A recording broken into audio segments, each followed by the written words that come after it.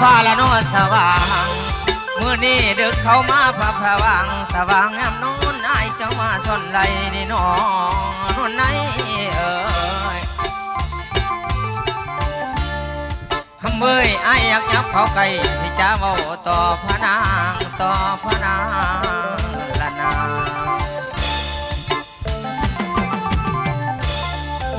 นี่จบละน้อคือน้องงามละน้อคือน้องยืมผิดไผมาสา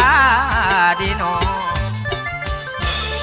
คำแพงงามละน้อจังน้องอันยืมขาไผมาย่างหรือยืมผิดนกเขาหรือยังเมาสั่งว่าอันเทียมข้างน้องย่างมายังมานั่นดีเฮ้ยโอ้ย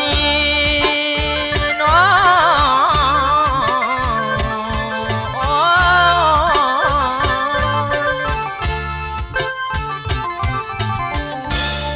จังว่าไอ้นี่มาพบน้องยอดสง่าตะวันละน้องมื้อนี้อยากจะขานคำนางนาตาลีผู้งามลำน้องอักมีน้ำตั้งสันไหนบอกอ้ายเนี่ยน้องคำเพลงกับทั้งพ่อแม่น้องน้ำสั้นสื่อจังใดน้ำทั้งไผ่ใสงามงาม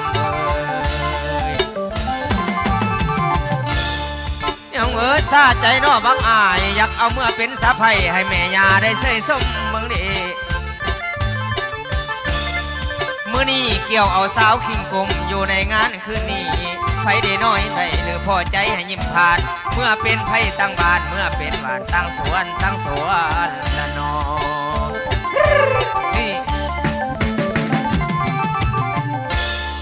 ยังว่าไผอยากเมื่อขันน้ำไม้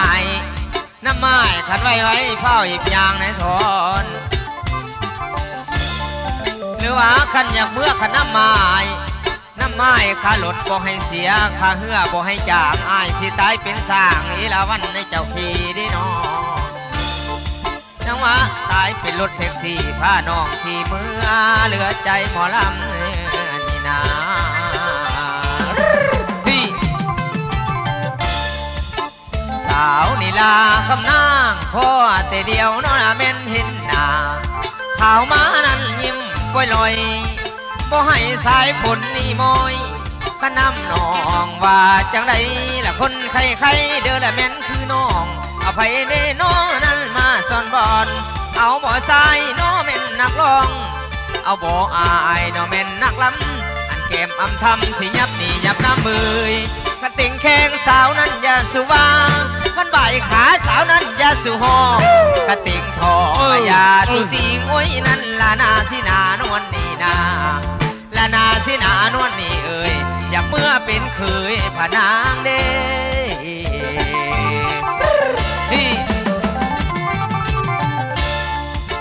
โอ้ยน้องโอ้ยคำเพลงคันว่าจบคือน้องอยากดมดินมนเจ้านางในน้องหาคนขี้ไล่จังบักอายอยากดมแก้มบัดเจ้านอนมาอ่อนซ้อนเด้เฮ้ยเฮ้ยเฮ้ยเกี่ยวกันสารวันเกี่ยวกันเกี่ยวกันสารวันเกี่ยวกันเกี่ยวกันแน่สารวันเตี้ยลงสารวันเตี้ยลงเตี้ยลงสารวันเตี้ยลงเตี้ยงามงามไม่มาจำจำดินอันเตี้ยงามงามไม่มาจำจำดินลุกขึ้นสารวันลุกขึ้นแล้วสิขอเส้นพรต่อเส้นแม่เส้นพ่อนี่มาห่วมน้ำกันสารวันจังว่าจบน้อแม่นคือน้องจังว่างามน้อแม่นคือน้องเอาไผ่เน่น้อนั้นมาซ่อนบอลเอาบ่อายน้อนะแม่นนักร้องมาจังฟองแม่นพอดีแล้วกินแกงกบสองมือนบโจโกอันกินแกงเขียดสองมือเยียดขิงนิ่งน้องนุ่งเสื้ออิงสีหัดน้องอ่อนตอนขัดอ่อน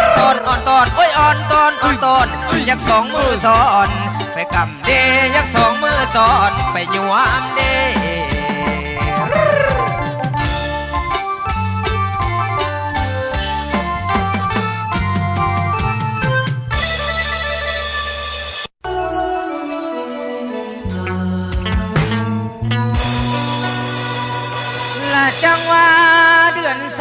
อยว่าลมวอยมันหนาวหน่วงและหนาวในสวงพี่สายคิดทอดน้องได้ยืนเกือปวดกระสัน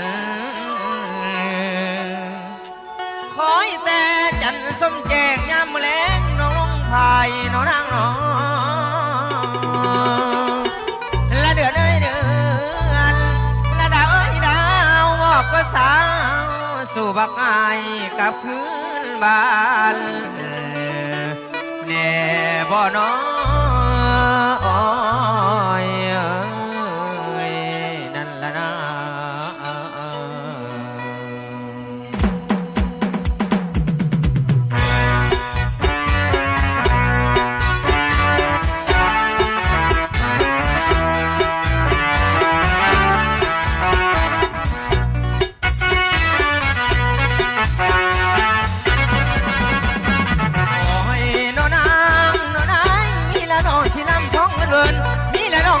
ท้องมันเวินท่านี้นะไปเบิ่งสิเมินจ่อยลำนี้น้องจากที่เดือดนาทีปีไก่บ่อยนะทางจุดหมายสีขาวมาทบาทสงสารนายเด้อน้ำยังที่ลำบากให้ได้ที่มาแม่ดูผู้บ่มายังคอยแต่หน้ามีจอยและนกบนเห็น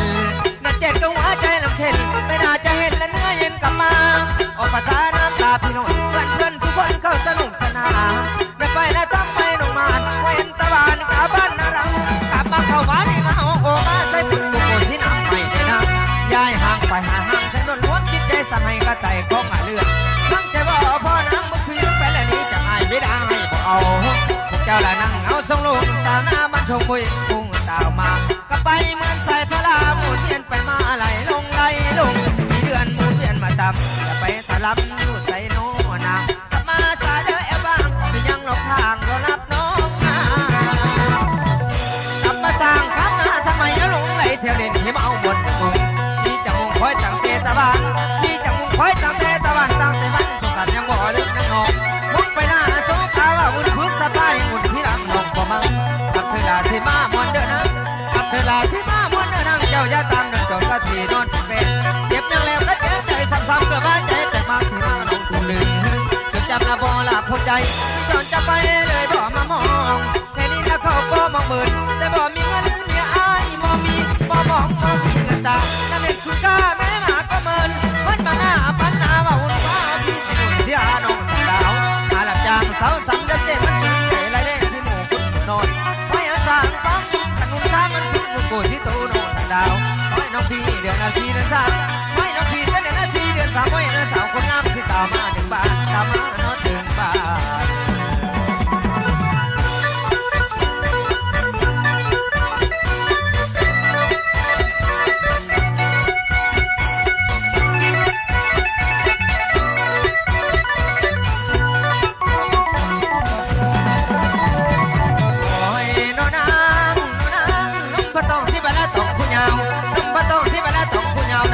ประตูใจไอ้ของหาเจ้าผ้าจึงได้พาใจพ้นเจ้าผ้าจึงได้พาใจพ้นเพราะละมันจะคนที่บ่สุขบ่นองหัวใจของเขาต้องส่องผู้ที่ไอ้วางมาอยู่พี่ประสงค์ดันปัญหา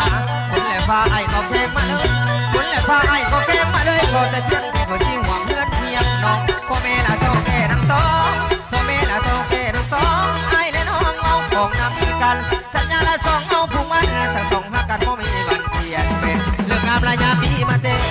เรื่องงามระยะปีมาเต้ขดองบ่แพงแล้วแต่ความเหมาะสม